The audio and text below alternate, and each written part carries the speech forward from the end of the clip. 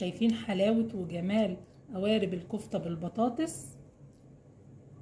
شايفينها خطيرة، الكفتة متماسكة جوسي طرية، وكمان البطاطس طعمها تحفة. يا ريت تجربوها، هتعجبكم جدا، حاجة كده روعة. للوصفة بتاعتنا هنحتاج بصلاية متوسطة الحجم مفرومة ناعم بالشكل ده، قرن فلفل احمر واخضر رومي او حامي زي ما حضرتك تحبي ويكونوا مفرومين ناعم. هضيف عليهم نص كيلو من اللحمة المفرومة. هنزل على اللحمة ب3 معالق من البقسماط الناعم منقوع في ربع كوباية من اللبن بقوا زي العجينة بالشكل ده، او لو مش متوفر عندك البقسماط ممكن رغيف فينو كبير. هعجن كل المكونات دي مع بعض.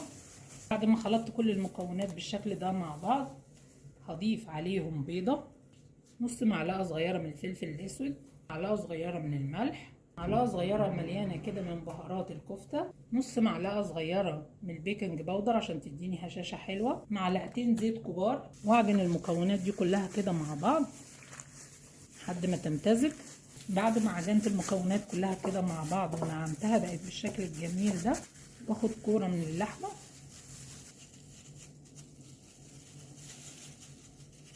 وهرصها في صينية مدهونة بمعلقة سمنة كبيرة. هكمل كل كمية اللحمة بنفس الطريقة، ناخد كورة كبيرة بالشكل ده وادورها كده واحطها في الصينية. بعد ما شكلت الكفتة بتاعتي بالشكل ده لأقراص سميكة من اللحم، هجيب معلقة واعمل فيها تجويف في النص.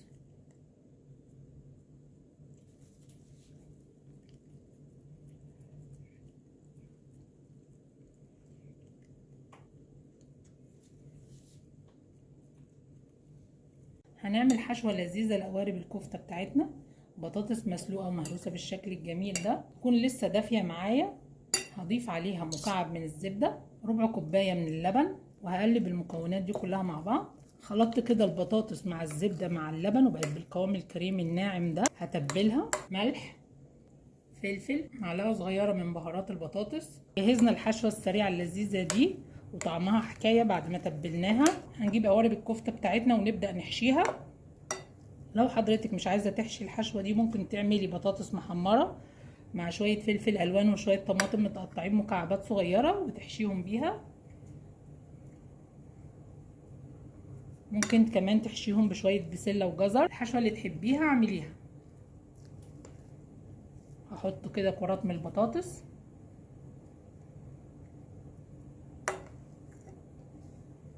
وصفة لذيذة وسهلة وسريعة طعمها حلو. ده شكل قوارب الكفتة بتاعتنا بعد ما حطينا الحشوة بالشكل الجميل ده.